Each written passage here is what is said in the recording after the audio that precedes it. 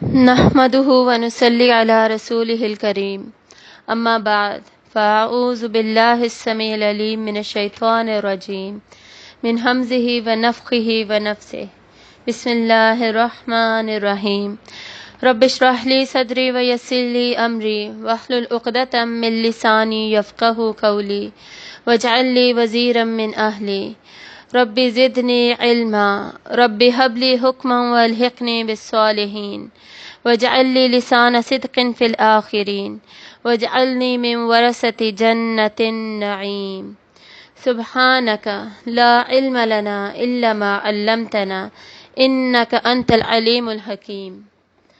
آج ہم سورۃ الحاقہ پر ڈسکشن کریں گے۔ سورۃ الحاقہ بھی مکہ کے ابتدائی دور میں نازل ہوئی، جب نبوت کے پیغام کو انتہائی سادگی کے ساتھ عام کیا جا رہا تھا، اور مقصد صرف یہ تھا کہ جو لوگ ہیں وہ اللہ تعالیٰ کے کلام کی طرف اٹریکٹ ہوں، اس کی خوبصورتی سے، اس کے معجزاتی الفاظ سے، اس کی سادگی سے، اس کے انداز سے، آیات میں جو ردم ہے اس سے، اور ساتھ ساتھ ہی ایمانیات کا لیسن بھی، سبق بھی ان تک پہنچ جائے۔ سورۃ القلم کی طرح اس سورت کی بھی 52 آیات ہیں۔ اب اس کے ٹاپک کو اگر ہم دیکھیں تو اس میں ہم دیکھیں گے کہ قوموں کے عذاب کا پہلے ذکر کیا جائے گا، اور اس کا ذکر کر کے یہ سمجھایا جا رہا ہے کہ قیامت کے دن کی سختی اور جہنم کا عذاب کتنا شدید ہوگا، تو پھر آخرت پر مضبوط ایمان کیوں نہیں لے کر آتے۔ اس صورت کو ہم 5 سیکشنز میں ڈسکس کریں گے۔ آیت نمبر 1 to 12 اس میں ہم دیکھیں گے اللہ تعالیٰ نے جو دنیا میں قوموں پر عذاب بھیجے، یعنی نبأ الرسل، ان کو ہم دیکھیں گے، یعنی رسولوں کی قوموں کی خبریں۔ نبأ کا مطلب ہوتا ہے خبریں۔ اس کے بعد 13 to 32 نمبر آیات، ان میں ہم دیکھیں گے احوال قیامت، یعنی قیامت کی پوری منظر کشی ہوگی، اس میں کیا ہوگا اس کی ڈسکرپشن ہم پڑھیں گے، اعمال نامے پیش کیے جائیں گے، اور نتیجتاً جنت کی صورت میں نتیجہ ہمیں ملے گا یا پھر دوزخ کی صورت میں ملے گا، اور اس کی بھی پھر منظر کشی کی گئی ہے۔ اور ان میں ہم دیکھیں گے کہ جہنم کے منظر کشی پہ زیادہ زور ہے۔ کیوں؟ کیونکہ ابتدائی دور میں کفار جو تھے، مشرکین مکہ جو تھے، ان کا ظلم و ستم جو تھا وہ بتدریج بڑھتا جا رہا تھا، الزامات میں اضافہ ہو رہا تھا۔ ہم نے دیکھا سورۃ القلم میں صرف ایک الزام لگایا گیا تھا، مجنون والا۔ اس صورت میں ہم دیکھیں گے الزامات میں اضافہ ہو گیا، 2 الزامات لگائے گئے۔ اس کے علاوہ آیت نمبر 33 to 37 جو اس سے اگلا سیکشن ہے، اس میں وجہ بھی بتائی گئی ہے کہ یہ جو عذاب تھا یا آگے جو عذاب ملے گا، دنیا کے عذاب جو تھے گزر گئے، اور اب جو آخرت کا عذاب جو ان کے سامنے ڈسکرائب کیا جا رہا ہے، اس کی بیسک وجہ ہے کیا، اس میں 2 ریزنز بتائے جائیں گے۔ اس کے بعد آیت نمبر 38 to 46 اس سیکشن میں جو وہ رسول اللہ صلی اللہ علیہ وسلم پر فردر الزامات لگاتے، ان کا جواب دیا گیا ہے، اور آخرت پر ایمان کے بارے میں بھی یقینی بات کی گئی ہے۔ اور لاسٹ سیکشن 47 to 52 نمبر آیات، اس میں دوبارہ بات کو وہیں سے جوڑا گیا ہے جہاں سے آغاز ہوا تھا۔ یعنی فرسٹ سیکشن میں سب سے پہلا کوسچن جو اللہ تعالیٰ پوچھتے ہیں وہ یہی ہے کہ کیا تمہیں پتہ ہے قیامت کیا ہے، وہ جو حق ہونے والی ہے وہ ہے کیا، اور لاسٹ سیکشن میں اسی کا جواب دے دیا گیا کہ قیامت کیا ہے، اس سے ریلیٹڈ نصیحت، اس سے ریلیٹڈ حق کی بات، اور اس سے ریلیٹڈ یقینی بات آخری سیکشن میں کی گئی ہے۔ مکی صورتوں میں یوزلی رنگ سٹرکچر فالو ہوتا ہے، یعنی جو فرسٹ سیکشن ہوگا وہ ہمیشہ لاسٹ سیکشن سے میچ کر رہا ہوتا ہے، ہمیشہ تو نہیں کہنا چاہیے، most of the time match کر رہا ہوتا ہے۔ مدنی صورتوں میں بھی اکثر ایسا ہوتا ہے، لیکن مکی صورتوں میں یہ جو سٹرکچر ہے یہ بہت زیادہ واضح ہے۔ جیسے پہلے ہم نے بہت سارے سٹرکچر اسٹڈی کیے تو ان میں ہم نے ورٹیکل فلو بھی دیکھا تھا، کچھ میں ہم نے مرر امیج بھی دیکھا تھا، اور ان میں اب ہم سورۃ القلم میں بھی اور سورۃ الحاقہ میں ہم رنگ سٹرکچر دیکھ رہے ہیں۔ آغاز کرتے ہیں۔ الحاقہ یعنی حق ہونے والی، حاقہ حق سے نکلا ہے۔ حق کا مطلب ہوتا ہے کہ کوئی بھی ایسی چیز یا ایسا واقعہ جو کہ عقلاً یا اخلاقاً سچ ثابت ہو رہا ہو، جس کے ہونے میں کوئی بھی ڈاؤٹ نہ ہو، اس کے باطل ہونے میں کوئی بھی دوسری رائے نہ ہو۔ مل حق، کیا ہے حق ہونے والی؟ یہ کیوں پوچھا جا رہا ہے؟ تاکہ ہم اس پر سوچنے پر مجبور ہو جائیں، ہم اس پر دھیان دیں۔ ہمارے سارے جو مائنڈ جو ہے ہمارا ادھر ادھر بکھر رہا ہے، پھر رہا ہے، وہ ساری ہماری سوچ اور ہماری انرجی ساری ایک پوائنٹ پر لگ جائیں کہ آخر یہ ہے کیا چیز جس کی بات ہو رہی ہے۔ وما ادراک ما الحق، اور کیا بتائے آپ کو کہ کیا ہے حق ہونے والی۔ مطلب مزید کیوریوسٹی اور سسپینس، تجسس کریٹ کیا جا رہا ہے کہ ہم دھیان سے سنیں کہ ہے کیا چیز یہ حق ہونے والی، اور یہ بھی کہ تم تصور بھی نہیں کر سکتے کہ یہ کیا ہے یا یہ کیسی ہوگی، اس کی ہولناکی کیسی ہوگی، اس کی شدت کیسی ہوگی۔ تمہارے ادراک اور شعور سے بالکل یہ ماورا ہے۔ اب اس کی اصل حقیقت تو ظاہری سی بات ہے اسی دن واضح ہوگی۔ جتنی بھی چیزیں غیب میں ہیں، جیسے قیامت کا دن، جنت، جہنم، ان کا تھوڑا آئیڈیا تو ہمیں دیا گیا ہے قرآن مجید میں، وہ صرف اس لیے کہ ہم کچھ تو ان کے ساتھ ریلیٹ کر سکیں اور اپنے پھر گول کو سیٹ کر سکیں۔ اس طرح جو مقصد ہے ہمارا، اسے سیٹ کرنے میں آسانی ہوگی۔ اگر بالکل کچھ بھی نہ بتایا جاتا تو پھر ہمیں وہ بالکل ہی ان ریئل سا لگتا، ہم بالکل کوئی سوچ ہی نہ ہوتی ہماری، ہم اس سے ریلیٹ ہی نہ کر پا رہے ہوتے، تو پھر ہم اس کو اپنا مقصد نہ بناتے، ہمیں پتہ ہی نہ ہوتا کہ نتیجہ نکلنا کیا ہے۔ لیکن کچھ نہ کچھ آئیڈیا ہمیں اس لیے دیا گیا تاکہ ہم اس کو ایک سرٹن لیول تک سمجھ سکیں، لیکن اس کی حقیقت اسی دن واضح ہوگی جب وہ دن آئے گا۔ اور اسی یہ جو بات ہے کہ ہم اس کو کچھ نہ کچھ سمجھ سکیں کہ وہ کیا ہے، اسی کے لیے آگے اللہ تعالیٰ مختلف رسولوں کی قوموں کا ذکر کریں اور ان پر آنے والے عذاب کی بات کریں گے، تاکہ ہمیں آئیڈیا ہو کہ عذاب کی ہولناکی کیا ہوتی ہے، اور اگر دنیا میں ایسے عذاب تھے تو پھر آخرت میں کیا سین ہوگا۔ اور مزید یہ کہ قیامت کے دن کی اپنی شدت اور اپنی ہولناکی کیسی ہوگی۔ کذبت سمود وعاد بالقارعہ، جھٹلایا سمود اور عاد نے کھٹکانے والی کو، کھٹکھٹانے والی کو۔ قوم سمود اور قوم عاد، ان دونوں قوموں نے بھی یہی کیا تھا، اپنے رسول پر ایمان بھی نہیں لے کر آئے، رسول کے احکامات کو بھی نہیں مانا، رسول نے جو اللہ تعالیٰ کے احکامات ان کو کنوے کیے، اور ان کے رسولوں نے بھی قیامت کے بارے میں انہیں انفارم کیا اور ان کو خبردار کیا، لیکن اس کو بھی انہوں نے ایکسیپٹ نہیں کیا بلکہ ریجیکٹ کیا، اس کو جھٹلایا، اس کو ڈینائی کیا۔ قوم سمود حضرت صالح علیہ السلام کی قوم تھی، اور قوم عاد حضرت ہود علیہ السلام کی قوم تھی، اور یہ دونوں قوموں کا تعلق عرب سے ہی تھا۔ قوم سمود جو تھی وہ جب ہم مدینہ سے تبوک کی طرف ٹریول کرتے ہیں تو رستے میں آتی ہے، اور اس کے آثار ابھی بھی موجود ہیں، کیونکہ یہ چٹانوں کو تراش کر گھر بنایا کرتے تھے، جو وہ چٹانیں تھیں تو ان میں وہ تراشے ہوئے نشانات اور آثار وہ ابھی بھی موجود ہیں۔ اور جو قوم عاد تھی وہ جنوبی عرب میں احقاف کا صحرا ہے، ڈیزرٹ کا علاقہ ہے، وہاں پر موجود تھی۔ یعنی یہ جو عرب کے لوگ تھے یہ بالکل نہ آشنا نہیں تھے ان قوموں سے، ان کو کچھ نہ کچھ آئیڈیا تھا، ان کی شاعری میں، ان کے ادب میں ذکر تھا ان قوموں کا کہ یہ ایگزسٹ کیا کرتی تھی، اس لیے سب سے پہلے انہی کے بارے میں ان کو بتایا جا رہا ہے کہ انہوں نے بھی یہی کام کیا تھا۔ یہ جو حق ہونے والی ہے، آخرت کا دن ہے، قیامت کا دن ہے جس نے آنا ہی آنا ہے، اور اس کو انہوں نے جھٹلایا۔ اور القاریہ مطلب کہ اس دن سب کچھ ٹکرا رہا ہوگا، سورج اور چاند جمع کر دیے جائیں گے، پہاڑ آپس میں ٹکرا رہے ہوں گے، پانی اوپر کو اچھل رہا ہوگا، اور ایک کھڑکھڑانے والی کیفیت ہوگی قیامت کے دن۔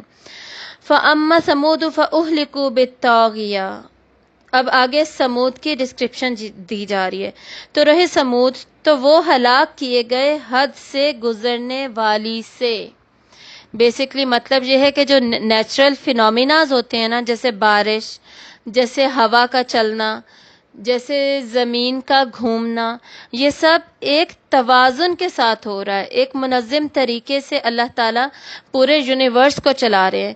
یہی جب چیزیں منظم طریقے سے چلتے چلتے اپنی حد سے باہر نکل جاتی ہیں تو وہ عذاب کی صورت اختیار کر لیتی ہیں، جیسے ہوا آندھی بن جائے گی، پانی جو ہے وہ سیلاب یا طوفان بن جائے گا، اور زمین کا جو گھومنا ہے، روٹیشن ہے یا ریولیوشن ہے، وہ زلزلے کی صورت اختیار کر لے گی، بجلی کا جو چمکنا گرجنا ہے وہ چیخ کی صورت اختیار کر لے گا۔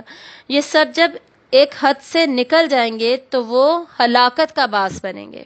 قوم سمود وہی قوم تھی جس میں اللہ تعالیٰ نے ناقت اللہ یعنی اللہ نے اپنی اونٹنی بھی بھیجی تھی بطور معجزہ، یعنی یہ وہ قوم ہے جس کے بارے میں قرآن مجید میں یہ ذکر آتا ہے کہ اللہ نے ان کی ریکویسٹ بھی مان لی تھی، انہوں نے جو معجزہ مانگا اللہ تعالیٰ نے وہی معجزہ بھیج دیا اور ان کی اس ڈیمانڈ کو پورا کیا، لیکن پھر بھی وہ اس کے بھی خلاف گئے اور انہوں نے اس اونٹنی کی کونچے کاٹ ڈالی تھی، تو اس کے بعد ان پر الٹیمیٹلی حجت تمام ہو گئی اور عذاب نازل ہوا۔ کبھی بھی اللہ تعالیٰ نے کسی بھی قوم پر عذاب صرف ان کی نافرمانی کی وجہ سے نہیں نازل کیا، بلکہ اپنی نافرمانی میں جب انہوں نے تمام حدیں کراس کر دی، ان پر تمام حجتیں تمام کر دی گئی۔ بیسیکلی کوئی قوم پہلے نافرمانی کرتی ہے، رسول آگے سے مزید دلیل دیتے ہیں، وہ پھر کرتی ہے، پھر دلیل دی جاتی ہے، یہ سلسلہ چلتا رہتا ہے جب تک حجت تمام مطلب ایک فائنل دلیل انہیں دے دی جاتی ہے، اس کو بھی وہ ریجیکٹ کرتے ہیں، اس کے بعد پھر الٹیمیٹلی عذاب آتا ہے تاکہ یہ جو جتنے بھی نافرمان ہیں ان سب کو تباہ کر دیا جائے۔ تو اس قوم پر زلزلہ بھی آیا تھا اور صاعقہ بھی، یعنی ایک اونچی چیخ جس کی ساؤنڈ ویوز کی فریکوینسی اتنی شدید تھی، اس کی فزیکل انرجی کا لیول اتنا زیادہ تھا کہ اس نے ساری قوم کو ختم کر ڈالا۔ وَأَمَّا عَادٌ فَأُهْلِكُوا بِرِيحٍ صَرْصَرٍ عَاتِيَةٍ، اور رہے عاد، پس وہ ہلاک کیے گئے ٹھنڈی یخ ہوا سے جو کہ سرکش تھی۔ تو قوم عاد کی نافرمانیوں اور سرکشیوں کی وجہ سے اللہ تعالیٰ نے ان پر کس چیز کا عذاب بھیجا؟ ٹھنڈی یخ تیز ہوا کا، جو 7 دن اور 8 راتیں ان کی قوم میں چلی اور جس نے ان کو تباہ و برباد کر کے ختم کر دیا۔ سخرها علیہم 7 لیال و8 ایام، اس نے مسلط کر دیا اسے ان پر، اللہ تعالیٰ نے ان پر اس کو مسلط کیا 7 راتیں اور 8 دن حسوما مسلسل۔ فَتَرَى الْقَوْمَ فِيهَا سَرْعَىٰ، تو آپ دیکھتے ان لوگوں کو اس میں پچھاڑے ہوئے یعنی بکھرے ہوئے۔ یہ جو قوم عاد کے لوگ تھے ان کے بارے میں یہ آتا ہے کہ یہ بہت زیادہ جسیم اور قوت والے اور لمبے چوڑے مضبوط بہادر قداور لوگ تھے، تو یہ اس طرح بکھرے پڑے تھے جیسے کہ کوئی پودے اور گھاس وغیرہ جو ہوتے ہیں نا وہ کاٹ کر پھینک دی جائے۔ کأنہم اعجاز نخل خاویہ، گویا کہ وہ تنے ہیں کھجور کے درخت کے کھوکھلے، مطلب یہ کہ تھے تو لمبے لمبے نا، تو وہ کھجور کے درخت جیسے کھوکھلے کر کے سوکھے ہوئے خشک پھینک دیے جائیں، یہ حال ہو گیا تھا ان کا۔ فَتَرَى الْقَوْمَ، تو آپ دیکھتے ان لوگوں کو، مطلب یہ کہ وہی بات جو میں بار بار کرتی ہوں کہ چشمے تصور کے لیے یہ بات کہی جا رہی ہے کہ آپ اس کو تصور میں لے کر آئیں اور اس کو سوچیں کہ یہ ان کے ساتھ کیا گیا تھا، یہ ان کا حال ہوا تھا۔ فَهَلْ تَرَى لَهُم مِّن بَاقِيَةٍ، تو کیا آپ دیکھتے ہیں ان کا کوئی بچا ہوا؟ یعنی رسول اور رسول کے جو فالوورز ہوا کرتے تھے مسلمان، وہ سب قوم سے پہلے اللہ تعالیٰ کے حکم سے نکل جایا کرتے تھے اور پھر اس قوم پر عذاب آ کے اس کو ختم کر دیا جاتا تھا۔ تو اسی لیے پوچھا جا رہا ہے کہ آپ خود دیکھ لیں، سامنے ہیں آپ کے، کیونکہ یہ دونوں قومیں تھیں ہی عرب کی، تو یہ جتنے بھی مشرکین تھے اور مکہ کے جتنے بھی لوگ تھے، قریش تھے اور عرب کے باقی لوگ بھی، ان سب کے سامنے تھا، تو ان سب سے کہا جا رہا ہے کہ دیکھ لو کچھ بچا ہے ان کا۔ وَجَاءَ فِرْعَوْنُ وَمَنْ قَبْلَهُ وَالْمُؤْتَفِكَاتُ بِالْخَاطِئَةِ، اس ایک ہی آیت میں 3 قوموں کا ذکر ہے، اور آیا فرعون اور جو اس سے پہلے تھے، فرعون سے بالکل پہلے قوم شعیب کا گزر ہوا تھا، جو حضرت شعیب علیہ السلام کی جو قوم تھی، اور الٹ جانے والی بستیاں مؤتفکات بالخاطئہ، گناہ کے ساتھ، یعنی قوم لوط جن کے پاس حضرت لوط علیہ السلام آئے تھے، یہ اس قوم کا ذکر ہے۔ اب عرب میں جب مشرق سے مغرب کی طرف چلیں تو یہ تینوں قومیں ایک ہی خط پر واقع تھی، یعنی ایک ہی خط پر اسی طرح ترتیب کے ساتھ آتی ہیں۔ تو اس صورت میں ہم دیکھتے ہیں کہ جغرافیائی ترتیب کے حساب سے اللہ تعالیٰ نے ان کو قوموں کے عذاب کے بارے میں بتایا۔ تو پہلے حضرت موسیٰ علیہ السلام جس قوم کے پاس بھیجے گئے، قوم فرعون، اس کا ذکر ہے کہ اس کا بھی برا حال ہوا، اس پہ بھی عذاب آیا تھا۔ فرعون کو اور آل فرعون کو سب کو اللہ تعالیٰ نے دریا میں غرق کر کے مار ڈالا، ان کا یہ عذاب تھا۔ اور ان سے پہلے قوم مدین، یعنی قوم مدین حضرت شعیب علیہ السلام کی قوم تھی، قوم شعیب، تو ان پر بھی اسی طرح عذاب آیا۔ اور پھر قوم لوط جو تھی، اس کے بعد پھر قوم لوط آتی ہے جو کہ صدوم کے علاقے تھے بیسکلی، اور ان پر کیا عذاب آیا تھا کہ ان کی بستیاں اوپر لے جا کر سارے گھروں کو الٹا کر کے نیچے پھینک دیا گیا تھا، یعنی چھتیں پہلے گری تھی اور پھر ان کے اوپر دیواریں گری تھی، تو اس وجہ سے انہیں الٹ جانے والی بستیاں کہا جاتا ہے۔ بالخاطئہ، ساتھ گناہ کے مطلب ان سب کے گناہ کی وجہ سے ایسا ہوا تھا۔ فَعَصَوْا رَسُولَ رَبِّهِمْ فَأَخَذَهُمْ أَخْذَةً رَابِيَةً، تو انہوں نے نافرمانی کی رسول کی اپنے رب کے، تو اس نے انہیں پکڑ لیا پکڑنا سخت، یعنی جو ان کے رسول ان کو حکم دیا کرتے وہ آگے سے اس کی نافرمانی ہی کرتے، اپنے رسول کی بات نہ مانتے۔ جیسے آج کل ہمارا بھی ایٹیٹیوڈ ہے کہ جی یہ سنت ہی تو ہے، یہ حدیث ہی تو ہے، اس کو فالو کرنے کی ضرورت کیا ہے؟ تو بیسکلی اس کو نہ فالو کرنا رسول کی نافرمانی میں ہی آتا ہے۔ اور جگہ جگہ پر قرآن مجید میں اللہ تعالیٰ فرماتے ہیں کہ رسول کی پیروی ہی میری پیروی ہے، رسول کی اطاعت کرو، اگر میری اطاعت کرنی ہے تو رسول کی بھی اطاعت کرو۔ اور اس سلسلے میں ہم تقریباً 100 آیات آتی ہیں قرآن مجید میں، وہ اب جب جہاں آئیں گے انشاءاللہ اب ہم وہ اسٹڈی کریں گے۔ پکڑنا سخت، رابیہ بیسکلی ربا سے نکلا ہے۔ ربا ہم جانتے ہیں سود کو کہتے ہیں، انٹرسٹ، جو کہ پیسے کے اوپر بڑھتا جا رہا ہے، بڑھتے ہوئے پیسے کو کہتے ہیں۔ تو ایسا پکڑنا، ایسا عذاب ہوتا تھا جو کہ بڑھتا جاتا تھا، بتدریج آتا تھا، جیسے ہوا چلنا شروع ہوئی ہے ایک نارمل تیز سے پھر انتہائی تیزی کی طرف۔ کیوں؟ تاکہ سب کو اب ایک دم سے یہ عذاب آ کے سارا کچھ ختم کر دیا جائے تو پھر انہیں احساس کیسے ہوگا؟ زندگی میں تو انہیں پھر فوراً احساس نہیں ہوگا، انہیں ندامت نہیں ہوگی، انہیں یہ نہیں محسوس ہوگا کہ ہائے ہم نے کیا کر لیا، حسرت نہیں ہوگی۔ تو تاکہ انہیں حسرت بھی ہو، انہیں یہ احساس بھی ہو، اس کے لیے رفتہ رفتہ بتدریج ان کے اوپر عذاب آتا۔ اِنَّ لَمَّا طَغَى الْمَاءُ حَمَلْنَاكُمْ فِي الْجَارِيَةِ، بے شک ہم جب طغیانی کی پانی نے، یعنی پانی میں جب طوفان آیا، پانی کی لہریں جب نارمل چل رہی ہوتی ہیں تو وہ اپنی حد میں ہوتا ہے، جب وہ حد سے بڑھے گا مطلب لہریں باہر کو نکلنے لگ جائیں گی تو وہ تب اپنی حد کراس کر رہا ہے، تب اس کو طغیانی یا سرکشی کہیں گے۔ سوار کیا ہم نے تمہیں کشتی میں، اب یہاں پر کس قوم کا ذکر ہے؟ قوم نوح علیہ السلام کا۔ تو حضرت نوح علیہ السلام کی قوم نے بھی آپ کی نافرمانی کی، وہ لوگ مشرکین تھے، شرک کرتے تھے، تو اللہ تعالیٰ نے آپ کو حکم دیا کہ کشتی بنائیں، اس میں سوار ہوں۔ آپ نے باقی مسلمانوں کو بھی سوار کیا اور جانوروں کے جو جوڑے تھے ان سب کو سوار کیا، اور اس کے علاوہ باقی تمام قوم کو پانی کے عذاب کے ذریعے سے، سیلاب کے ذریعے سے ختم کر دیا گیا۔ لِنَجْعَلَهَا لَكُمْ تَذْكِرَةً وَتَعِيَهَا أُذُنٌ وَاعِيَةٌ، تاکہ ہم بنا دیں اسے تمہارے لیے یاد دہانی، ایک تذکرہ، یعنی جسے تم سوچ سوچ کے اسے جب بھی یاد آئے تو تم اس سے نصیحت پکڑو۔ اور یاد کیا چیز کی جاتی ہے؟ جو کہ آلریڈی ہمیں پتہ ہو، تو پتہ ہے سب کو سٹوری۔ ویسے قوم نوح کی سٹوری ہر ریلیجن میں، ہر طرح کی کتاب میں ملتی ہے، کوئی ایسی فلسفی یا ایسا ریلیجن نہیں ہے جس میں قوم نوح کی سٹوری نہ ملتی ہو۔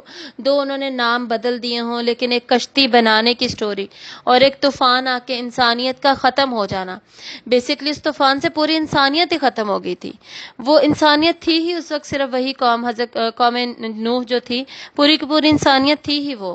اس کے بعد جو کشتی والے بچے تھے، تمام انسانیت پھر انہی کی نسل سے چلی، تو چاہے وہ ہندو ہوں، بدھسٹ ہوں، ادھر ادھر رہنے والے جو بھی لوگ ہوں، آخر ہیں تو وہ قوم نوح کی قوم سے جو مسلمان بچے تھے کشتی پر، انہی کی نسل میں سے، تو کسی نہ کسی صورت میں وہ سٹوری ہر ایک نے پریزرو کی ہے۔ وَتَعِيَّهَا أُذُنٌ وَاعِيَةٌ، اور یاد رکھے اسے کان یاد رکھنے والا، مطلب یہ ایسی نصیحت ہے جس کو کبھی بھی بھولا نہیں جا رہا۔ واعیہ کا مطلب ہوتا ہے کہ اس چیز کو جمع کر کے اپنے اندر محفوظ رکھ لینا۔ اور یہاں پر یہ کتنی خوبصورت بات ہے جہاں اللہ تعالیٰ فرما رہے ہیں حَمَلْنَاكُمْ فِي الْجَارِيَةِ، سوار کیا ہم نے تمہیں کشتی میں، حالانکہ ہماری یہ بات نہیں ہو رہی، اوپر سارا ان کا ذکر تھا، یہاں پر تم، کیونکہ انہی کی نسل سے تو ہم سب چلے ہیں، تو ہم پر بھی یہ ایک طرح اللہ تعالیٰ کا احسان ہی بنتا ہے، یعنی بہت سارے ہی اللہ تعالیٰ کے احسانات ہیں، ان میں سے یہ بھی ایک احسان ہے کہ اللہ تعالیٰ نے ان کو بچایا اور ان سے پھر ساری نسل انسانی چلی۔ یہاں پر فرسٹ سیکشن مکمل ہوتا ہے جس میں یہ آئیڈیا دے دیا گیا کہ اللہ کا عذاب کیسا ہے، کن کن صورتوں میں ہو سکتا ہے۔ بیسیکلی قریش کے لوگ، مکہ کے لوگ، وہ تو بھول چکے تھے، اور ہمارا بھی یہی حال ہے کہ ہم بھول چکے ہیں کہ اللہ کا عذاب کیسا ہو سکتا ہے، یا آخرت میں جہنم کا عذاب کس طرح کا ہوگا، تو اسی کی کچھ جھلکیاں دنیا میں ہی دکھا دی گئیں تاکہ اسی سے سبق سیکھ کر ہم سنبھل جائیں۔ اور اسی کے کنٹینیویشن میں اب اگلے سیکشن میں قیامت سے ریلیٹڈ بات ہوگی کہ اب تمہیں آئیڈیا ہو گیا ہے کہ الحاقہ کیا چیز ہے، کیسی چیز ہے، یعنی کیسی ہونی چاہیے، تو اب آگے اس کی ایگزیکٹ ڈسکرپشن دی جا رہی ہے۔ آیت نمبر 13 فَإِذَا نُفِخَ فِي الصُّورِ نَفْخَةٌ وَاحِدَةٌ، پھر جب پھونک دیا جائے گا سور میں، پھونکنا ایک ہی بار، یعنی ایک ہی شدید قسم کی چنگھاڑ ہوگی، وہ بھی وہی جیسے پہلے ساؤنڈ ویوز کی ہم نے بات کی تھی، تو یہ بھی ساؤنڈ ویوز ہی ہوں گی جس کے ذریعے سے قیامت کا آغاز ہو جائے گا۔ وَحُمِلَتِ الْأَرْضُ وَالْجِبَالُ فَدُكَّتَا دَكَّةً وَاحِدَةً، اور اٹھائی جائے گی زمین اور پہاڑ، تو دونوں ریزہ ریزہ کر دیے جائیں گے۔ ریزہ ریزہ کیا جانا ایک ہی بار، مطلب یہ ہے کہ زمین کو پہاڑوں سمیت اٹھا کر ایک جھٹکا مارا جائے گا، جیسے اوپر کو تھوڑا سا اٹھایا جاتا ہے اس طرح اچھالا جائے گا، بیسیکلی اچھال کر جھٹکا دیا جائے گا۔ اب آپ اس کو ایسے سمجھیں جیسے ہم بیڈ شیٹ کو اچھالتے ہیں، صحیح کرنا ہے ہم نے، اس میں بہت زیادہ سلوٹیں پڑی ہوئی ہیں، کہیں سے اٹھی ہوئی ہے، کہیں سے نیچے ہوئی ہے، چھوٹے چھوٹے سے سمجھے پہاڑ بنے ہوئے ہیں، اگزامپل کے لیے سمجھا رہی ہوں۔ اب ہم اس کو پکڑ کے جھٹکا مارتے ہیں کہ وہ تھوڑی سی اچھل کے پھر کیا ہوتی ہے، سیدھی فلیٹ ہو جاتی ہے، اس کا ایک امپیکٹ پڑتا ہے، امپیکٹ یہ ہوتا ہے کہ وہ نتیجتاً سیدھی ہو جاتی ہے، تو بیسیکلی زمین کے ساتھ بھی یہی ہوگا، جھٹکا مارنے کی وجہ سے پہاڑ اور اس کی کھائیاں وہ سب کچھ ریزہ ریزہ ہو کر زمین ساری برابر ہو جائے گی۔ اور تیسرے پارے میں ہم پڑھیں گے وَإِذَا الْأَرْضُ مُدَّتْ، جب زمین کو کھینچ دیا جائے گا، یہاں پہ بھی یہی مراد ہے کہ وہ پھر کھینچ کر فلیٹ ہو جائے گی، پلین ہو جائے گی، لمبی ہو جائے گی، اور اس میں کسی قسم کی کوئی اتار اور چڑھاؤ پھر باقی نہیں رہیں گے۔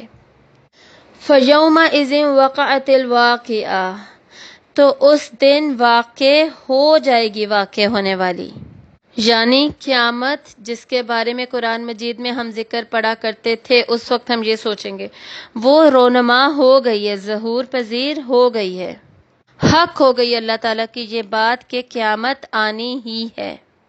ان تمام صورتوں کا خاصہ یہ ہے کہ ان سب میں ہم قیامت کی ایسی ڈسکرپشنز پڑھیں گے جو کہ ہم نے اس سے پہلے پچھلی صورتوں میں ہم نے نہیں پڑھی، 29 پارے میں بھی اور 30 پارے میں بھی، اور انشاءاللہ ان سب کو ہم ریکنسائل کر کے ایک پکچر بنانے کی بھی کوشش کریں گے۔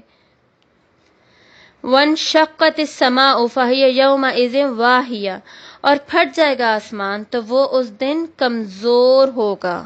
آگے بھی ہم پڑھیں گے اذا السماء انشقت، اور اذا السماء انفطرت، اور اذا السماء کشطت، یہ سارا کچھ ہم آگے انشاءاللہ پڑھیں گے، اور سب کا مطلب یہی ہے کہ جب آسمان کو پھاڑ دیا جائے گا، مطلب جب کسی کپڑے کو بھی پھاڑ دیا جاتا ہے تو وہ کمزور ہو جاتا ہے، اس میں جو خوبصورتی تھی یا جو قوت تھی، مضبوطی تھی، یا اس کا توازن تھا، ایک وزن تھا، وہ سب کچھ ختم ہو جاتا ہے. تو یہی حال آسمان کا ہوگا.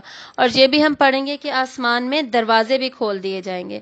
والملک علی ارجائہا، اور فرشتے اس کے کناروں پر ہوں گے. کس کے؟ آسمان کے. آسمان کے کناروں پر فرشتے ہوں گے. ان کی ڈیوٹیز ہوں گی، ڈیفینیٹلی متعین ہوں گے وہ. اور ہمیشہ یہاں پر جب بھی ہم قیامت سے ریلیٹڈ آسمان کا ذکر پڑھتے ہیں نا، تو سماوات نہیں لکھا ہوتا، ہمیشہ سنگولر ہوتا ہے، سما. اس سے یہی محسوس ہوتا ہے کہ جیسے جو دنیا کا آسمان ہے، سماعت دنیا جو ہے، جس کا سورۃ الملک میں بھی ہم نے تذکرہ پڑھا تھا کہ اس کی بات ہو رہی ہے کہ دنیا کی جو زمین ہے اور دنیا کا جو آسمان ہے، اس کے ساتھ کیا کیا ہو رہا ہے وہ اللہ تعالیٰ ہمارے لیے ایکسپلین کر رہے ہیں، ہمیں سمجھا رہے ہیں. وَيَحْمِلُ عَرْشَ رَبِّكَ فَوْقَهُمْ يَوْمَئِذٍ ثَمَانِيَةٌ، اور اٹھائیں گے عرش آپ کے رب کا اپنے اوپر اس دن 8 فرشتے. اب اللہ تعالیٰ کے عرش کی کیا کیفیت ہے، وہ کیسا ہے، کیا ہے، اس کے بارے میں ہم کچھ بھی نہیں جانتے. اس کے علاوہ ہمیں جو پتہ ہے وہ صرف یہ ہے اللہ تعالیٰ اپنے عرش پر مستوی ہوئے. تو اللہ تعالیٰ نے اپنے عرش پر تجلی فرمائی. اس کے علاوہ بھی ہم کچھ نہیں جانتے. یہ متشابہات میں سے ہے اور ان کو ہم اسی طرح رہنے دیں گے. اس پہ ہم مزید ڈسکشنز نہیں کریں گے، کیونکہ ان مزید ڈسکشن سے اس طرح کی آیات میں فتنہ پیدا ہونے کا خدشہ ہوتا ہے، فساد پیدا ہونے کا خدشہ ہوتا ہے. تو ان آیات کی کیفیت کیا ہے، حقیقت کیا ہے، وہ ہمیں 100% اور ایگزیکٹ ایکوریٹلی ہمیں قیامت کے دن ہی پتہ چلے گی. ابھی جب ہم اسے جانتے ہی نہیں ہیں تو اس کو مزید کھنگالنے کی ضرورت نہیں ہوتی. اور 8 فرشتوں نے اللہ تعالیٰ کے عرش کو اٹھایا ہوگا. کیوں؟ اس عرش کی، اللہ تعالیٰ کی شان بیان کرنے کے لیے یہ بات آ رہی ہے. جیسے بادشاہوں کی شان بیان کی جاتی ہے، تو اللہ تعالیٰ جو اس پوری کائنات کا رب ہے اللہ اور بادشاہ ہے اللہ، تو اللہ تعالیٰ کی شان و عظمت کا بیان ہے یہاں پر. یومئذ تعرضون لا تخفی منکم خافیہ، اس دن تم پیش کیے جاؤ گے، نہ چھپ سکے گی تم سے کوئی بھی چھپنے والی. کیا پیش کیا جائے گا؟ ہر ایک کا اپنا اعمال نامہ، اس میں کیا لکھا گیا، کیا واضح کیا گیا، کیا ایکسپریشن اس میں موجود ہے. یعنی کچھ بھی اس سے ایسا نہیں ہوگا جو کہ چھپ گیا ہو. معمولی سے معمولی چیز میں اس میں لکھی ہوئی ہوگی. سورۃ الکہف کی بہت خوبصورت آیت ہے، وَوُضِعَ الْکِتَابُ، اور اس دن رکھ دی جائے گی کتاب.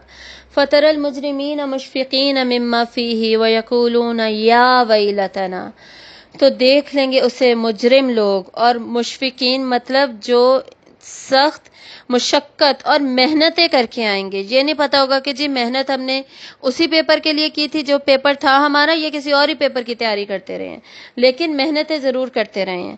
تو جی وہ آئیں گے اور پھر وہ کیا کہیں گے؟ یا ویلتنا، ہائے افسوس ہے ہم پر. ما لہذا الکتاب، کیا ہے اس کتاب کو؟ لا یغادر صغیرۃ ولا کبیرہ، نہیں چھوڑا اس نے نہ کوئی چھوٹی سی بات نہ کوئی بڑی بات، کچھ بھی نہیں چھوڑا اس نے. کیا اس کتاب، یہ کیا چیز ہے، کیسی چیز ہے یہ؟ الا احصاها، مگر اس نے سب کچھ شمار کر رکھا ہے اپنے اندر. ووجدوا ما عملوا حاضرا، اور ان کو پھر حاضر کر دیا جائے گا. یعنی جو انہوں نے عمل کیے وہ اس کتاب میں حاضر ان کے سامنے ہو جائیں گے، سامنے ان کے پیش کر دیے جائیں گے. وَلَا يَظْلِمُ رَبُّكَ أَحَدًا، اور نہیں ظلم کرے گا رب آپ کا کسی ایک پر بھی. یعنی اس میں جو چھوٹی سے چھوٹی مائنیوٹ بات بھی لکھی ہوئی ہوگی نا، کسی کی سوچ بھی لکھی ہوئی ہوگی، کسی کا ارادہ بھی لکھا ہوا ہوگا، کسی کی غلط امنگیں، غلط خواہشیں بھی لکھی ہوئی ہوں گی، تو اس میں سے کچھ بھی غلط نہیں ہوگا، سارا کچھ بالکل ایکوریٹ ہوگا. کیوں؟ کیونکہ اللہ تعالیٰ کسی پر بھی ظلم کرنے والے ہیں ہی نہیں. اب اعمال نامے پیش ہو گئے تو آگے پھر ان کے نتیجے کا ذکر ہے. فَأَمَّا مَنْ أُوتِيَ كِتَابَهُ بِيَمِينِهِ، تو رہا وہ جو اپنی کتاب دیا گیا اپنے دائیں ہاتھ میں. اور جب دائیں ہاتھ میں دیا جائے گا تو فوراً ہی اس کو بھی سمجھ آئے گی کہ کچھ پازیٹیو ہی ہوا ہے. جیسے ہم آگے بھی پڑھتے ہیں وجوہ یومئذ ناعمہ مسفرہ، یعنی کچھ چہرے اس دن خوش ہوں گے، چمک رہے ہوں گے. تو وہ سب خوشی اور چمک کب آئے گی؟ جب ان کے ہاتھ میں، ان کے رائٹ ہینڈ میں ان کی کتاب دے دی جائے گی. فَيَقُولُ هَاؤُمُ اقْرَءُوا، تو وہ کہے گا لو پڑھو، کتابی ہی میری کتاب۔ مطلب یہ ہے کہ وہ خوشی خوشی پیچھے مڑ کے کہہ رہا ہوگا، جیسے اب بھی ہمارا ریزلٹ اناؤنس ہوتا ہے تو فوراً ہم خوشی خوشی کہتے ہیں نا کہ یہ دیکھو میرا ریزلٹ دیکھو، اور اپنے بڑوں کو اسپیشلی بچے جو ہوں وہ اپنے بڑوں کو اپنا ریزلٹ کارڈ دکھا رہے ہوتے ہیں کہ دیکھے دیکھے میں فرسٹ آیا ہوں یا میری یہ پوزیشن آئی ہے۔ تو ایگزیکٹلی وہی سچویشن جہاں بتائی جا رہی ہے کہ وہ کہے گا لو پڑھو میری کتاب دیکھو، دیکھو میرا کیا ریزلٹ آیا، کتنا اچھا ریزلٹ آیا ہے۔ اور سورۃ الانشقاق میں بھی ہم یہ پڑھتے ہیں وَيَنْقَلِبُ إِلَىٰ أَهْلِهِ مَسْرُورًا، تو وہ پلٹے گا اپنے خاندان والوں کی طرف خوشی خوشی۔ مطلب جیسے ہی اس کے ہاتھ میں سیدھے ہاتھ میں کتاب دی جائے گی تو وہ اپنا ریزلٹ کارڈ لے کے فوراً خوشی خوشی اپنے گھر والوں کی طرف پلٹے گا اور کہے گا کیا، وہ اس صورت میں بتایا گیا ہے کہ لو پڑھو دیکھو میری کتاب کو دیکھو، انی ظننت انی ملاق حسابیہ، بے شک میں یقین رکھتا تھا کہ یقیناً میں اپنے حساب سے ملاقات کرنے والا ہوں۔ یعنی جیسے انسان ڈکلیئر کرتا ہے دیکھا نا مجھے پتا تھا کہ ایسا ہی ہونا ہے، مجھے پتا تھا کہ میں صحیح تیاری کر رہا ہوں، میں صحیح کوسچن کر کے آیا ہوں، تو وہی وہاں پہ وہ انسان کہے گا کہ دیکھا مجھے پتا تھا کہ میرا حساب ہونا ہے، میرا اعمال نامہ مجھے ملنا ہے، مجھے معلوم تھا، اسی لیے میں نے ایسی اچھی تیاری کی۔ فَهُوَ فِي عِيشَةٍ رَاضِيَةٍ، تو وہ دل پسند، راضی کرنے والی، خوش کر دینے والی، عیش و عشرت والی زندگی میں پھر ہوگا۔ مطلب یہ کہ یہ دنیا جس میں ہم رہتے ہیں، یہ زندگی جو ہے دنیا کی، یہ اصل میں عیش و عشرت کا مقام یا انجوائمنٹ کا مقام نہیں ہے، یہ تو ہمارا سفر ہے، بس ہم یہاں سے سفر کر رہے ہیں، الٹیمیٹ ڈیسٹینیشن ہماری منزل تو بعد میں آئے گی، اور اصل خوشی کی اور انجوائے کرنے والی لائف تو وہ ہوگی، اور ہمیں اپنی ساری انجوائمنٹس کو کے بارے میں یہی سوچنا چاہیے کہ ہم انشاءاللہ جنت میں جا کے انجوائے کریں گے۔ فی جنت عالیہ، بلند جنت میں، عالیہ مطلب بلند مقامات ہوں گے جن پر باغات ہوں گے، قطوفہا دانیہ، پھل جس کے قریب ہوں گے۔ یعنی اب جنت بلند ہے تو اس کا مطلب یہ نہیں ہے کہ پھلوں پر جی ہاتھ ہی نہیں پہنچ رہا، یا پھر پہنچ تو سکتا ہے لیکن اس کے لیے محنت اور مشقت کرنی پڑ رہی ہے۔ اب جنت میں جا کے محنت اور مشقت نہیں ہوگی، وہ صرف مزے ہی مزے ہوں گے، تو وہ پھل جو ہوں گے وہ جھکے ہوئے ہوں گے، قریب کیے ہوئے ہوں گے کہ فوراً ہی ہم ہاتھ بڑھائیں اور ہم اسے توڑ لیں۔ کلوا واشربوا ہنیئا بما اسلفتم فی الایام الخالیہ، کھاؤ اور پیو مزے سے بوجہ اس کے جو کر چکے تم گزشتہ دنوں میں، یعنی جو اعمال تم نے گزشتہ دنوں میں کیے تھے، جو تم نے کمائی کی تھی۔ ہم کمائی کیا کرتے ہیں، ہماری کمائی کیا ہے، ہماری ارننگ کیا ہے، ہمارے اعمال، ہماری انکم کیا ہے، ہمارے اچھے اعمال، اور ہمارا ایکسپینس کیا ہے، ہمارے برے اعمال، ہمارے گناہ۔ تو ہمیں کمائی کو ہمیشہ اس آسپیکٹ سے دیکھنا چاہیے، کمائی کو پیسوں کے آسپیکٹ سے مت دیکھا کریں، وہ اللہ کا رزق ہے، وہ ہماری کمائی نہیں ہے، وہ رزق ہے جو اللہ نے ہمیں دیا، ہم اس میں سے خرچ کر رہے ہوتے ہیں، ہماری اپنی ارننگ، اپنی محنت، اپنی کمائی نہیں ہوتی، وہ اللہ کی طرف سے فکسڈ ہے، اللہ نے دینا ہے۔ یہ جو کمائی ہے ہماری، وہ یہ ہے ہمارے اچھے اعمال اور ہمارے برے اعمال، جس کی محنتوں میں مشقتوں میں ہم لگے ہوئے ہیں، جو اپنے نیت، ارادے اور اپنے حرکات کی وجہ سے ہم کماتے ہیں۔ تو جو ہم نے اچھی کمائی کی تھی نا دنیا میں گزشتہ دنوں میں، اس کا جو اچھا اجر ہوگا وہ یہ ہوگا کہ جنتیوں سے کہا جائے گا تم کھاؤ اور پیو اور مزے کرو، مزے سے سارا کچھ کرو۔ ابھی اس آیت میں دیکھیے بالکل ڈائریکٹ خطاب ہے، کلو واشربو، کھاؤ پیو، یعنی فعل امر ہے نا، فعل امر ہمیشہ حاضر کے صیغے میں ہوتا ہے کہ سامنے ہی ہمیشہ حکم دیا جاتا ہے، یعنی وہ لوگ اب اللہ تعالیٰ کے اتنے قریب ہوں گے کہ انہیں ڈائریکٹ پھر یہ کہا جائے گا، اور یہاں پہ اس لیے بھی یہ ڈائریکٹ کہہ کے بتایا جا رہا ہے تاکہ ہمیں بھی احساس ہو اور فوراً ہم اس چیز کو محسوس کرنے لگیں کہ جیسے ہم سے ہی کہا جا رہا ہے، جیسے ہم ہی وہاں پہ موجود ہیں، اس چیز کو ہم امیجن کر سکیں۔ وَأَمَّا مَنْ أُوتِيَ كِتَابَهُ بِشَمَالِهِ، اور رہا وہ جو دیا گیا کتاب اپنے بائیں ہاتھ میں، فیقول یا لیتنی، تو وہ کہے گا اے کاش کے میں، یعنی لیتنی کا مطلب ہوتا ہے حسرت کا اظہار کرنا، وہ اپنی حسرت کا اظہار کرے گا کہ کاش کاش کے میں لم اوتا کتابیہ، میں نہ دیا جاتا اپنی کتاب. مطلب کتاب رائٹ ہینڈ میں دی گئی ہے یا لیفٹ ہینڈ میں دی گئی ہے، جیسے میں نے پہلے بھی بتایا، اسی سے انسان کو احساس ہو جائے گا کہ اس کا نتیجہ کس طرح کا نکلنے لگا ہے، کیا وہ کامیاب ہونے والا ہے یا وہ فیل ہو گیا. جیسے آپ سمجھیں آج کل اگر ریزلٹ کارڈز دیے جا رہے ہوں ایگزامس میں بچوں کو، تو پاس ہونے والے اسٹوڈنٹس کو گرین ریزلٹ کارڈ دیا جا رہا ہے، فیل ہونے والوں کو ریڈ دیا جا رہا ہے، تو وہ ملتے ہی سمجھ جائے گا اور فوراً اس کے چہرے پہ وہ رنگ بھی آ جائے گا، پریشانی کا، دکھ کا، رونے والا. وجوہ یومئذ خاشعہ، کچھ چہرے اس دن ڈرے ہوئے ہوں گے. کیوں ہوں گے؟ اسی وجہ سے ڈرے ہوئے ہوں گے. آیت نمبر 26 دیکھیے، وَلَمْ أَدْرِ مَا حِسَابِيَهْ، اور نہ میں جانتا کیا ہے حساب میرا، یعنی کاش کے نہ میں یہ دیا جاتا اور نہ ہی مجھے پتہ چلتا کہ میرا حساب کیا ہے. اور جیسے میں پہلے بات کر رہی تھی کہ ان کو فوراً ہی پتہ چل جائے گا کہ ان کے ساتھ ہونے والا کیا ہے.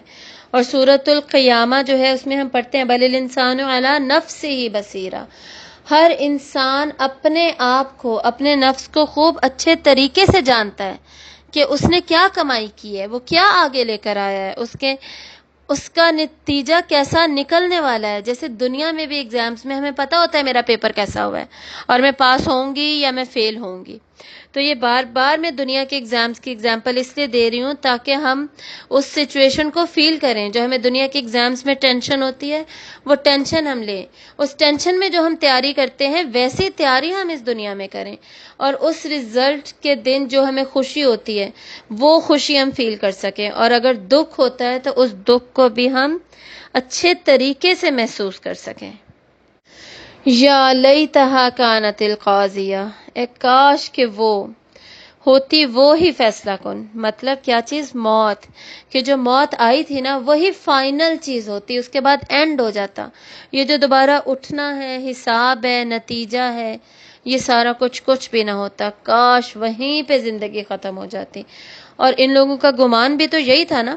بہت سارے لوگ آج بھی جو ملحد ہیں یا اور بھی بہت سارے ریلیجنز کو فالو کرنے والے جو لوگ ہیں، ان کی سوچ کیا ہوتی ہے کہ ہم نے مر جانا ہے تو بس مٹی ہو جانا ہے، زندگی ختم، اس سے آگے کچھ نہیں ہے. جو دنیا میں ہے، جو دنیا میں بدلے لے لیے، جو دنیا میں بدلے دے دیے، جو مل گیا بس وہی ہے، اس کے بعد کچھ نہیں ہے.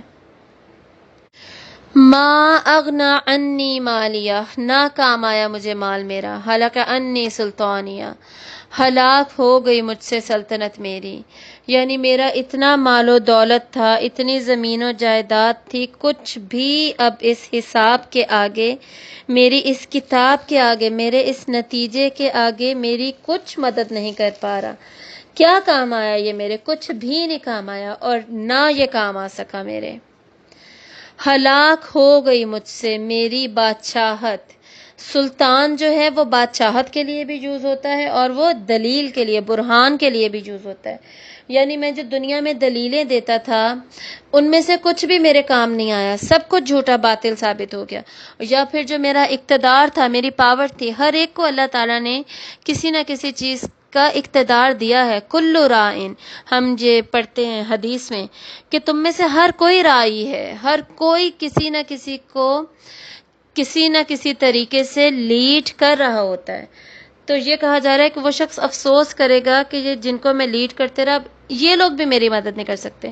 میرا اقتدار، میری پاور، میرا لیڈر ہونا کچھ بھی میری مدد نہیں کر رہا.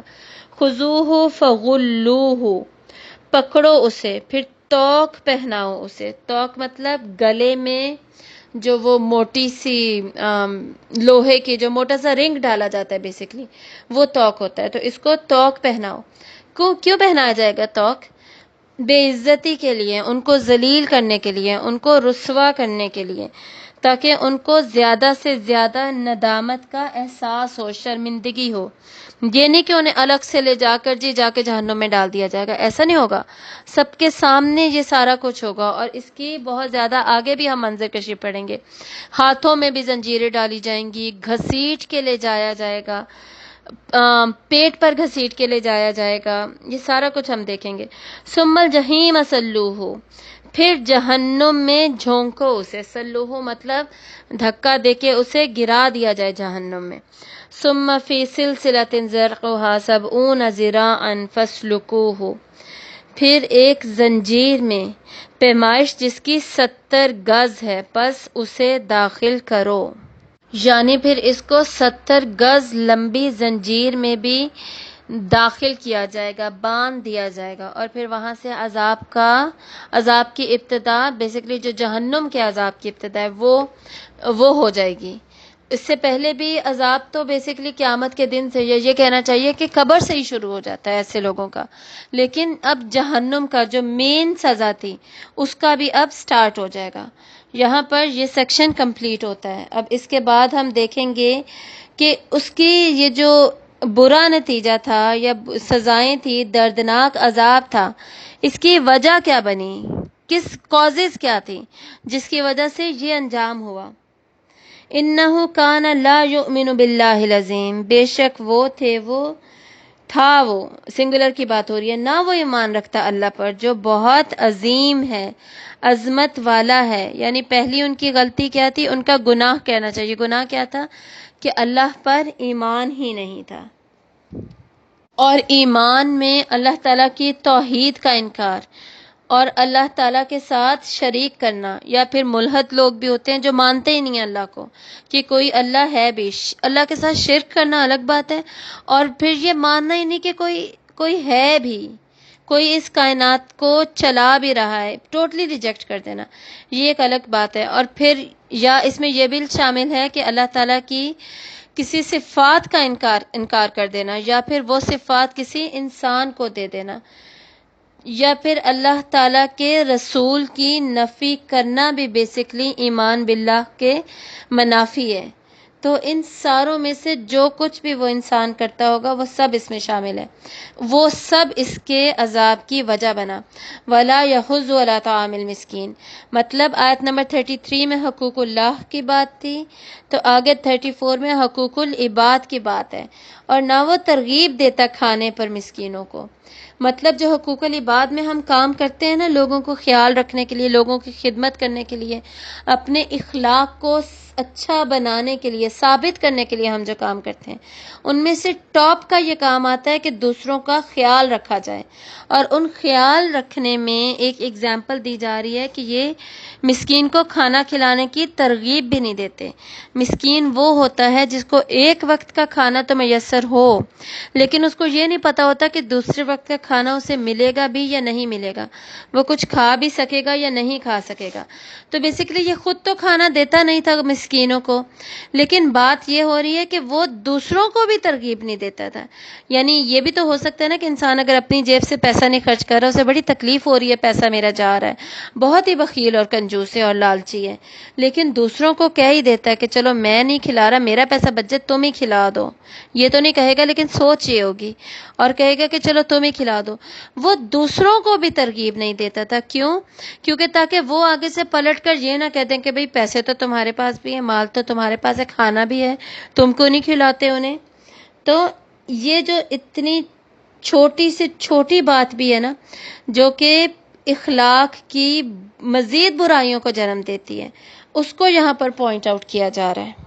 حقوق العباد کی جڑ ہے اللہ کے بندوں کا خیال رکھنا، اور خیال رکھنے میں بیسک نیسیسٹیز، بیسک نیڈز کو پورا کرنا، یہ پھر ٹاپ پر آتا ہے. اور انہی بیسک نیڈز میں پھر کھانا آ جاتا ہے، کھانا کسی کو کھلانا، وہ پھر اس میں مزید ٹاپ پر آ جاتا ہے.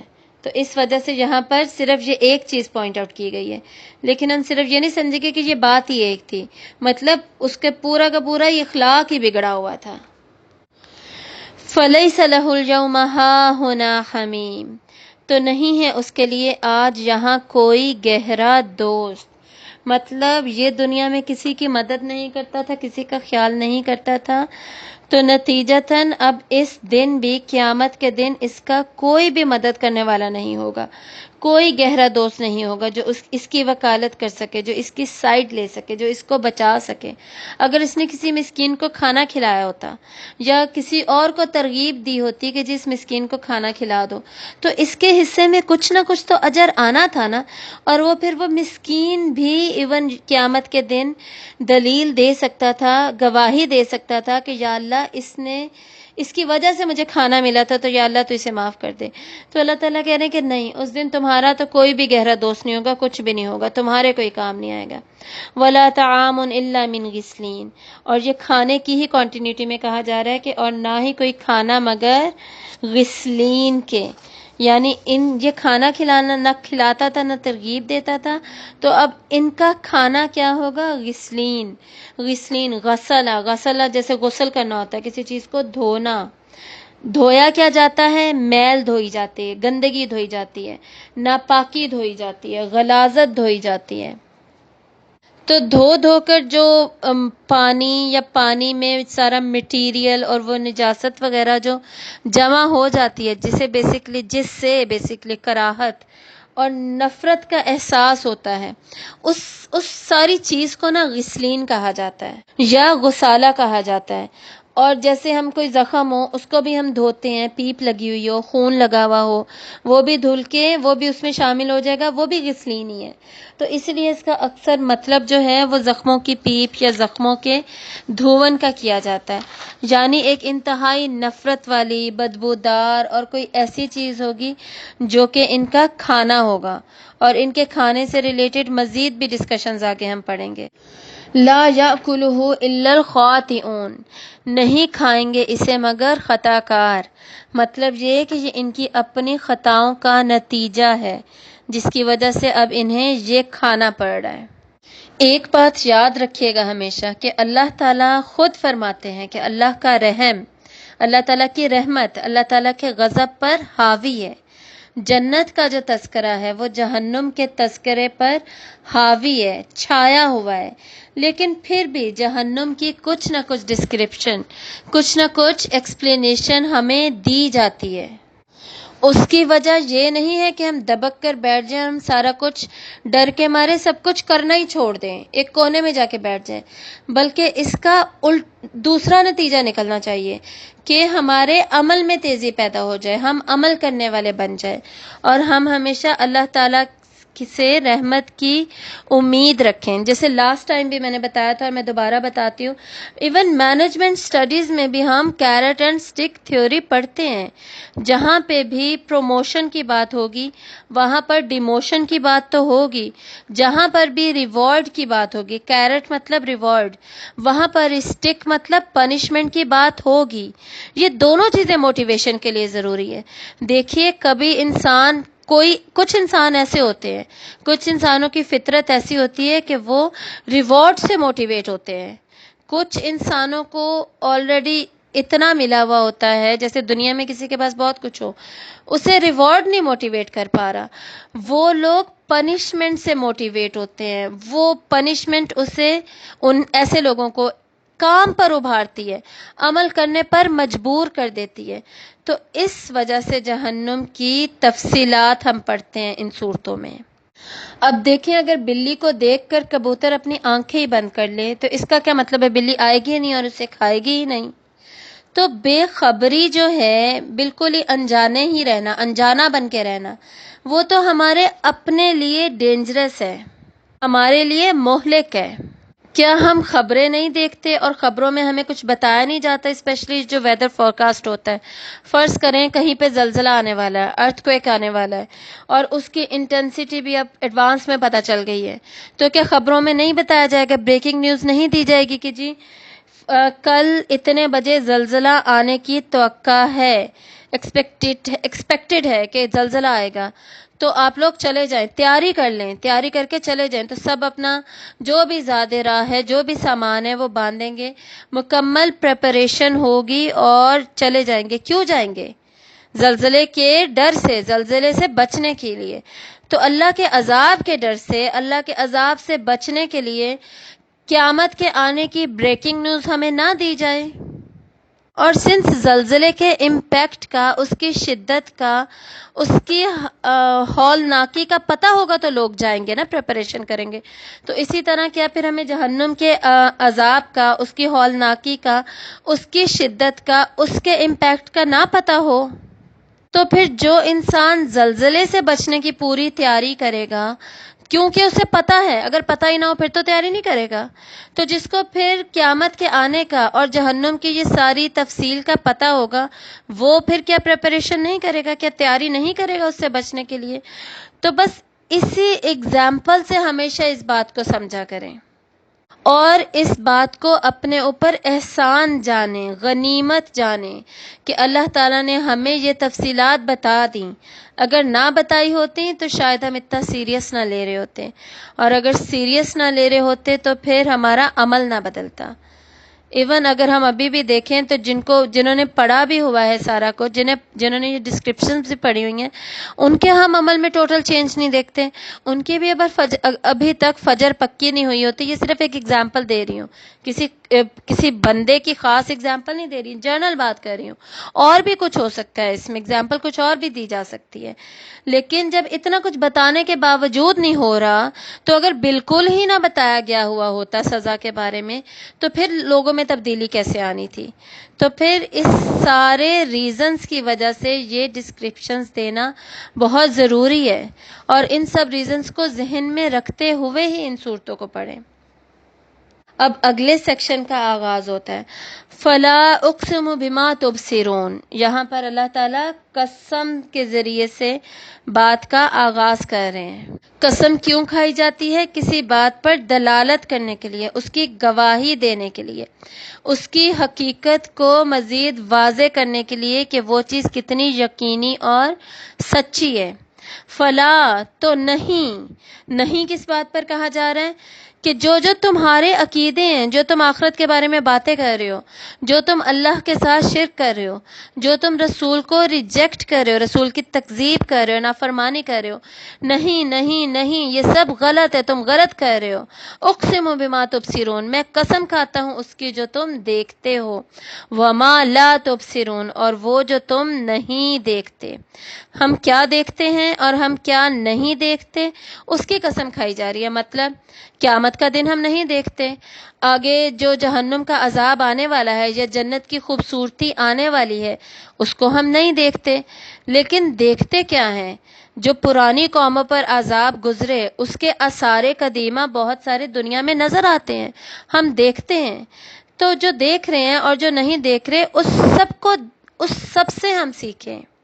اور مزید کیا ہم دیکھتے ہیں؟ جتنا بھی عالم خلق ہے، اللہ تعالیٰ کی تخلیق ہے، اس کو ہم دیکھتے ہیں. اور کیا ہم نہیں دیکھتے؟ وما لا تبصرون. جتنی بھی اللہ تعالیٰ کا عالم امر ہے، یعنی اللہ تعالیٰ کا کن، اللہ تعالیٰ کے فرشتے اور ہماری روحیں اور جتنے بھی عالم امر میں جتنے بھی اللہ تعالیٰ کے فیصلے وہ سب ہم نہیں دیکھتے. تو اللہ تعالیٰ ان سب کو مقسم بھی بنا رہے ہیں، ان سب کو گواہ بنا رہے ہیں. کس بات پر؟ انہ لقول رسول کریم.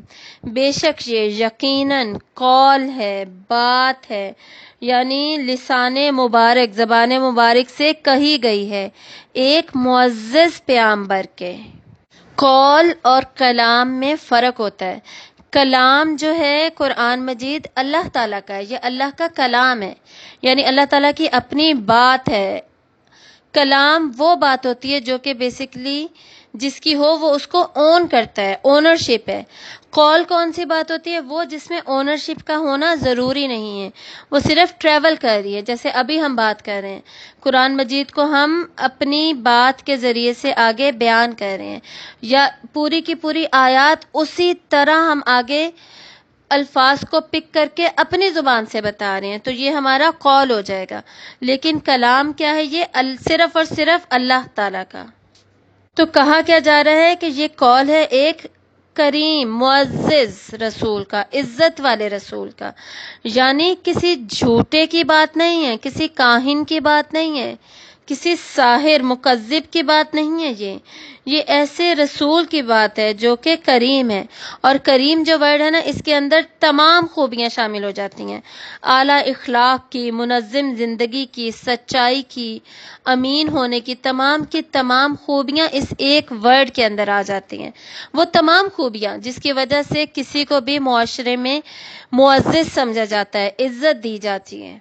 تو اللہ تعالیٰ کہہ رہے ہیں کہ یہ اس کی زبان سے جاری ہو رہا ہے۔ اس آیت میں رسول اکرم صلی اللہ علیہ وآلہ وسلم بھی لیا گیا ہے کہ آپ کی یہاں پر بات ہو رہی ہے، یہ معنی بھی لیا گیا ہے، میرا مطلب ہے، اور دوسرا حضرت جبرائیل علیہ السلام کا بھی معنی یہاں پر لیا گیا ہے کہ ان کے ذریعے سے یہ پیغام اللہ تعالیٰ نے آگے محمد مصطفیٰ صلی اللہ علیہ وآلہ وسلم تک پہنچایا۔ مطلب یہ کہ کوئی بھی شیطان اس میں انوالو نہیں تھا، کوئی بھی جیسے کاہن وغیرہ، جادو وغیرہ اور یہ جو جنون ہوتا ہے، اس سب پروسیس میں کہیں نہ کہیں شیطان کی انوالومنٹ ہوتی ہے۔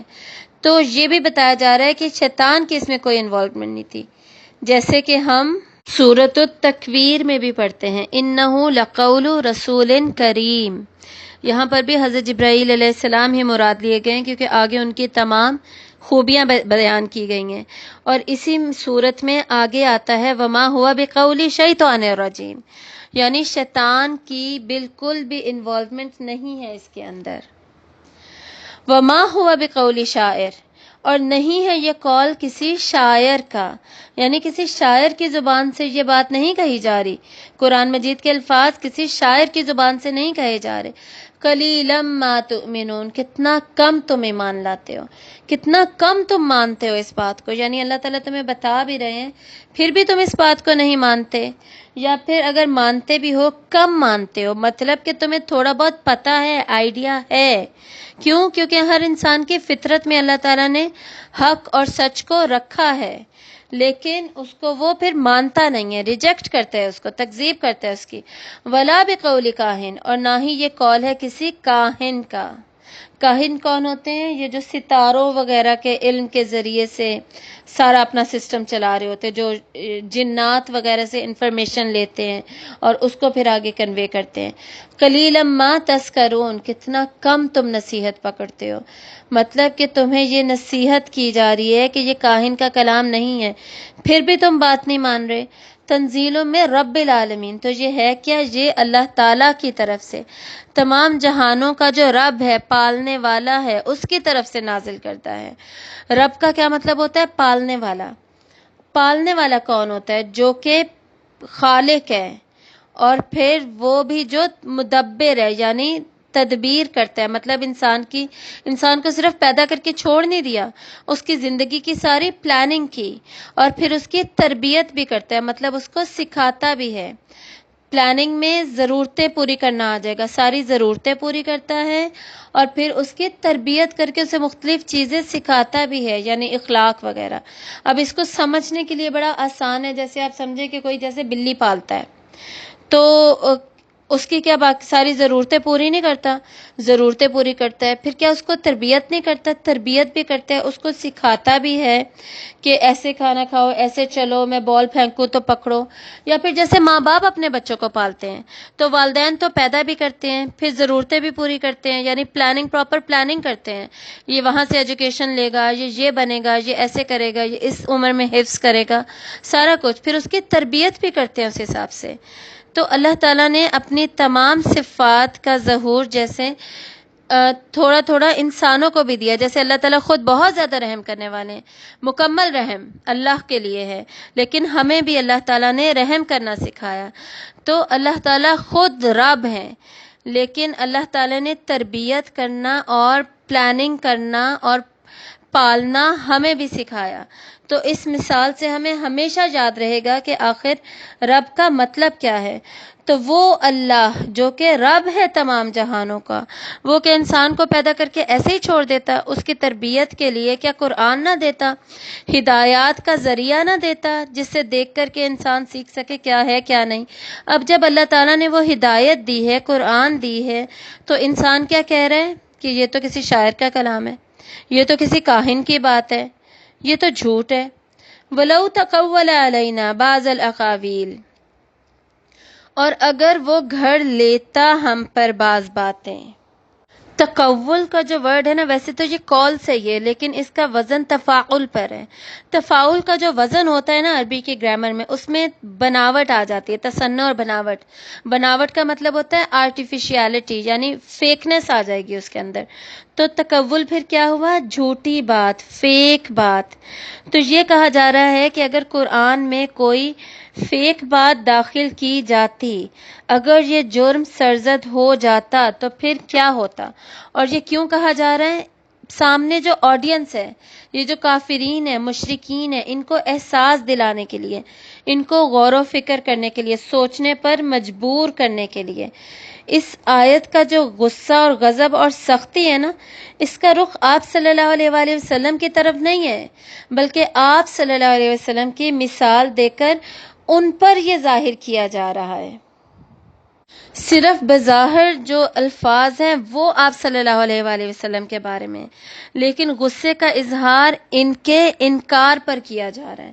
لَأَخَذْنَا مِنْهُ بِالْيَمِينِ، البتہ ہم پکڑ لیتے اسے دائیں ہاتھ سے. ثُمَّ لَقَطَعْنَا مِنْهُ الْوَتِينَ، پھر البتہ کاٹ دیتے ہم اس کی رگے جان.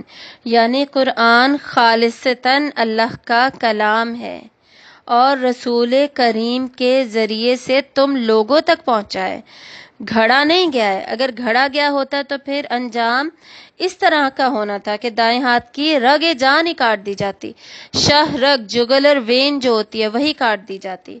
اور ایسا ہو ہی نہیں سکتا تھا. کیوں؟ کیونکہ اللہ تعالیٰ نے خود بتا دیا کہ اللہ تعالیٰ کے رسول کیسے ہیں، رسول کریم ہیں. فما منکم من احد عنہ حاجزین، تو نہ ہوتا تم میں سے کوئی ایک اس سے روکنے والا. یعنی اللہ تعالیٰ کے غضب اور غصے کے آگے کوئی بھی پھر کھڑا نہیں ہو سکتا، پھر کوئی مددگار نہیں ہو سکتا، کوئی دوستی والا نہیں آ سکتا، کچھ بھی پھر اللہ تعالیٰ کے سامنے بچا نہیں سکتا، کوئی سفارشی نہیں ہو سکتا. تو اس لیے سدھر جاؤ اور اپنے اپنے ایمان کی فکر کرو، قرآن کی صداقت پر ایمان لے کر آؤ، اور قرآن میں جو آخرت کا بیان ہے اس کی صداقت پر ایمان لے کر آؤ. وَإِنَّهُ لَتَذْكِرَةٌ لِّلْمُتَّقِينَ، اور بے شک وہ البتہ ایک نصیحت ہے متقی لوگوں کے لیے، ایک یاد دہانی ہے، ایک تذکرہ ہے. کس چیز کی بات ہو رہی ہے؟ قرآن مجید کی، کہ قرآن مجید متقین لوگوں کے لیے، مطلب وہ لوگ جو کہ تقوی اختیار کرتے ہیں، جو کہ گناہوں سے قدم بقدم ہر وقت بچتے ہیں اور بچنے کی کوشش کرتے ہیں. تو ان کے لیے قرآن مجید یاد دہانی کا، ریمائنڈرز کا کام کرتا ہے. مطلب ان کی فطرت میں حق ہوتا ہے، سچ ہوتا ہے، اس کو پھر قرآن مجید مزید ابھارتا ہے، انہیں یاد دلاتا ہے، اور پھر ان کو ہدایت، ان کے لیے ہدایت کا ذریعہ بنتا ہے. اور اسی آیت سے مجھے وہ واقعہ یاد آ گیا جب کہ قرآن مجید حضرت عمر رضی اللہ تعالیٰ عنہ کے لیے ہدایت کا ذریعہ بنا.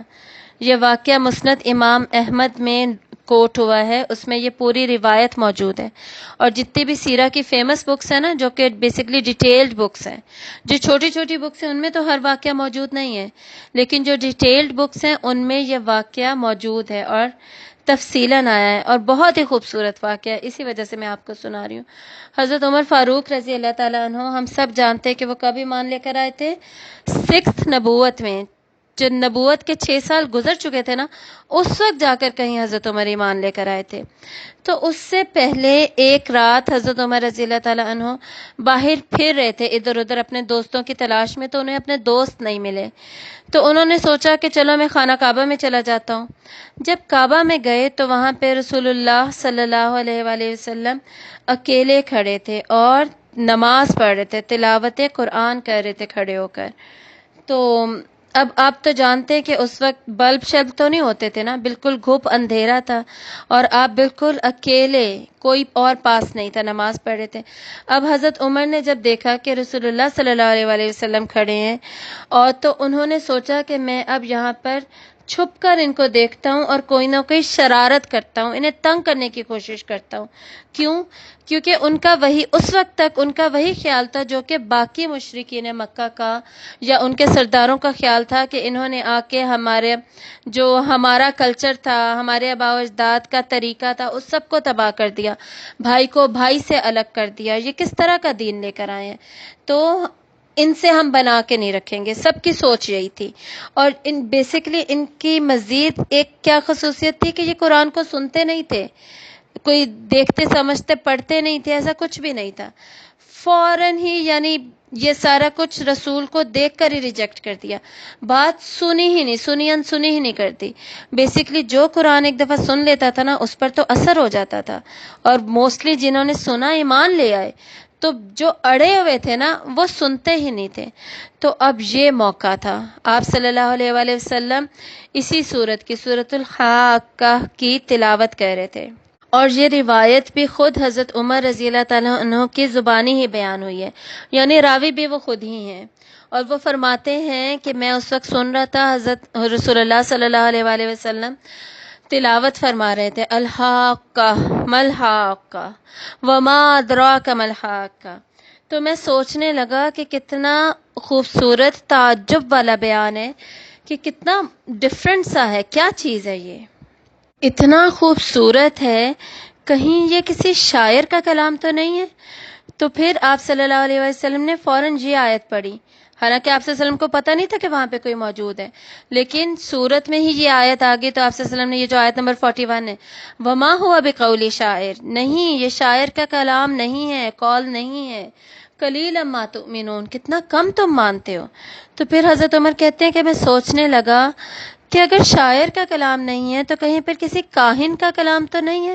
تو فوراً آپ صلی اللہ علیہ وسلم نے یہ آیت پڑھی، ولا بقول کاہن، نہیں یہ کسی کاہن کا قول بھی نہیں ہے۔ کتنا کم تم نصیحت پکڑتے ہو، تم ریمائنڈرز لیتے ہی نہیں ہو۔ تو پھر حضرت عمر فرماتے ہیں میں سوچنے لگا کہ آخر یہ ہے کیا، پھر یہ کس کی طرف سے ہے؟ تو آپ صلی اللہ علیہ وسلم نے پڑھا، تنزیل میں رب العالمین، یہ تمام جہانوں کے رب کی طرف سے نازل کرتا ہے۔ تو پھر حضرت عمر نے سوچا کہ کہیں ایسا تو نہیں ہے کہ اس نے خود ہی سے جھوٹ کر لیا ہو، خود ہی سے بنا لیا ہو۔ تو آپ صلی اللہ علیہ وسلم نے تلاوت فرمائی، وَلَوْ تَقَوَّلَ عَلَيْنَا بَعْضَ الْأَقَاوِيلِ، ایسا نہیں ہے، اور اگر وہ گھڑ لیتا ہم پر بعض باتیں، لَأَخَذْنَا مِنْهُ بِالْيَمِينِ ثُمَّ لَقَطَعْنَا مِنْهُ الْوَتِينَ، یعنی ایسا کچھ نہیں ہے، اور اگر انہوں نے اس کو گھڑنا ہوتا تو پھر ہم ان کے رائٹ ہینڈ کو پکڑ کر ان کی شاہ رگ ہی کاٹ دیتے۔ تو حضرت عمر رضی اللہ تعالیٰ عنہ فرماتے ہیں کہ اس دن کے بعد سے ایمان میرے دل میں داخل ہو چکا تھا، اور اس کے بعد ہی پھر وہ واقعہ پیش آیا جو کہ ہم سب جانتے ہیں اور ہم اپنی کتابوں میں پڑھتے ہیں، کہ جب حضرت عمر رضی اللہ تعالیٰ عنہ اپنی بہن کے گھر میں گئے اور وہ قرآن مجید پڑھ رہی تھی، تو ان سے سن کر پھر حضرت عمر رضی اللہ تعالیٰ عنہ ایمان لے آئے تھے۔ تو یہ انتہائی خوبصورت واقعہ ہے جو کہ اس سورت کے ساتھ منسوب ہے۔ اب آگے دیکھیے، وَإِنَّا لَنَعْلَمُ أَنَّ مِنْكُمْ مُكَذِّبِينَ، اور بے شک البتہ ہم جانتے ہیں کہ بے شک تم میں کچھ جھٹلانے والے ہیں۔